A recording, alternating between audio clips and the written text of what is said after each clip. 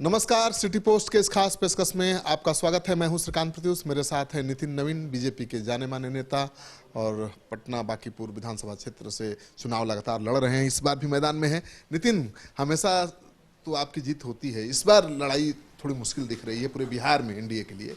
आपकी सीट पर क्या है? देखिए, मेरा ये मानना है कि अगर आप जनता के साथ जुड़े हुए हैं और आप उनके साथ आपका हर क्षेत्र में बैठना उठना होता है और विकास के आधार पर अगर आप जनता के बीच में हैं तो निश्चित रूप से आपको उसका आशीर्वाद मिलता है।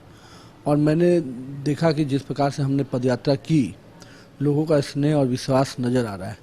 तो मैं इस बात पर पूरी उम्मीद में हूँ कि पिछले बार का जो मेरा जीत का अंतर है उसको मैं बढ़ा पाऊँगा। इस बार एंटी इनकम्बेंसी फैक्टर दिख रहा है पूरे बिहार में।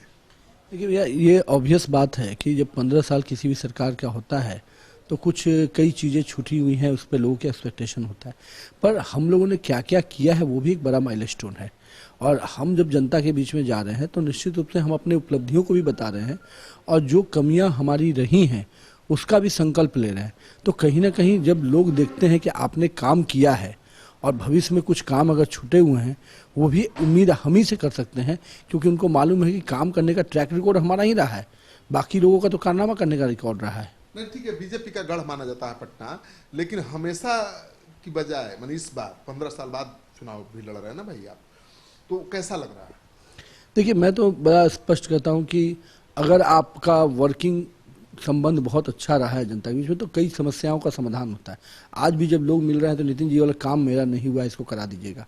तो ये जो विश्वास है, यही विश्वास मुझे लगता है कि कहीं ना कहीं एंटी इनकम्बेंसी जो कमियां हैं उसको जरूर लोग मानते हैं, लेकिन काम के जो रिपोर्ट है वो लोग मानते हैं कि यही सरकारें और यही लोग अब भविष्य में भी काम कर सकते हैं और इसका हम लोग को निश्चित रूप से लाभ मिलेगा चुनाव में। नहीं तो एनडीए क्यों जंगल राज का मुद्दा जोर शोर से उठा रहा है? 15 साल बराम 15 साल।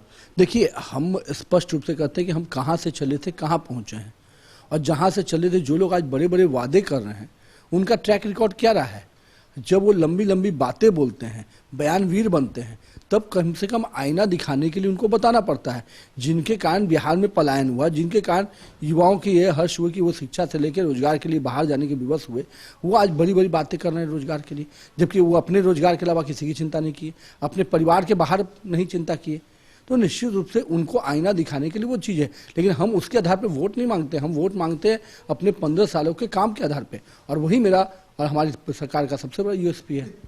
पटना डूब गया नितिन, पटना डूब गया पिछले बारिश में, आपने देखा, तो नाराजगी तो होगी लोगों में। देखिए, पटना में जो टेक्निकल कुछ कमियां थी उस पर निश्चित रूप से सरकार ने ध्यान दिया और कड़ी कार्रवाई हुई, और आज इस बार पिछले बार की अपेक्षा अधिक बारिश हुई, फिर भी इस बार कहाँ पटना में कोई जल जमाव उस प्रकार का हुआ।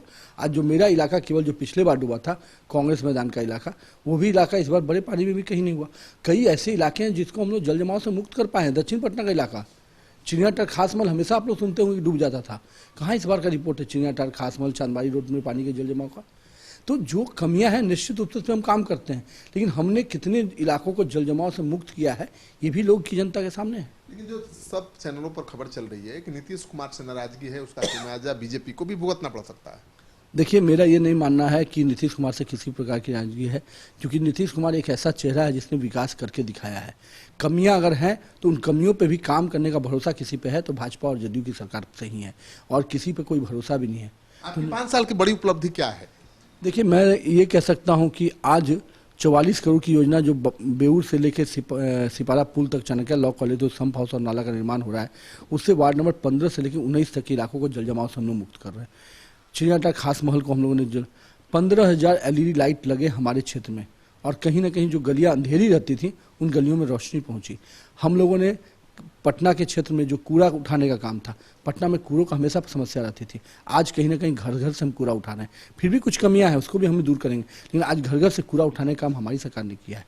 और सबसे बड़ी बात जो आज आपको मीठापुर से आर ब्लॉक का हम लोग फुट ओवरब्रिज बना रहे हैं रेलवे का, वो उससे कम से कम जो हमारी माता बहनें और बड़ी संख्या में यहाँ से करीब 3.5 करोड़ की योजना की लागत से हो रहा है। मंदिर नाला और बाकागंज नाला, इन दोनों नालों को हम लोगों ने स्मार्ट सिटी में लिया। मंदिर नाला का काम भी शुरू हो गया, कुछ हाईकोर्ट के निर्णय हैं उसके आलोक में काम रुका है, निश्चित रूप से आने वाले समय में हम उसको भी करेंगे। तो हम लोगों ने जो पेयजल के लिए, पेयजल में 12 हाई ट्यूबवेल हम लोगों ने लगाया अपने क्षेत्र में, 250 करोड़ की योजना से पाइपलाइन का विस्तार का काम चल रहा है। पटना में गैस पाइपलाइन का काम शुरू हो गया। पटना में पहली बार सीवरेज योजना, जो पटना का ड्रेनेज और सीवरेज एक होता था, पहली बार 450 करोड़ की योजना से सीवरेज का काम शुरू हुआ। तो ये सारी उपलब्धियां हमारे राज्य की और हमारे क्षेत्र के विकास में अहम हिस्सा है। और निश्चित रूप से इन सारी चीज़ों को जब हम जनता के बीच में रखते हैं तो जनता का विश्वास और आशीर्वाद बढ़ता है। नहीं तो पटना को तो न जेडीयू ने कभी अपना माना और न आरजेडी ने कभी अपना माना। पटना तो बीजेपी का ही माना जाता है। इसका फायदा आपको मिलता हुआ दिख रहा है? देखिए, पटना बीजेपी का है क्योंकि बीजेपी के कार्यकर्ता घर घर में घुसे हुए हैं। बीजेपी के कार्यकर्ता सुख दुख में रहते हैं। जब कोरोना भी काल था उस समय भाजपा का ही कार्यकर्ता सड़कों पे गरीब आदमी के राशन पहुंचाने का काम, मास्क पहुंचाने का काम, सैनिटाइजेशन का काम। तो हम इस क्षेत्र की जनता से जुड़े हुए हैं, उनके समस्याओं पे खड़े रहते हैं, तो किसी को कोई मौका भी नहीं है। लेकिन आपका मुकाबला किससे है? एक तरफ एक दूसरी नई प्रत्याशी उतर गई है मैदान में जो सोशल मीडिया में पूरा धमाल मचा रही।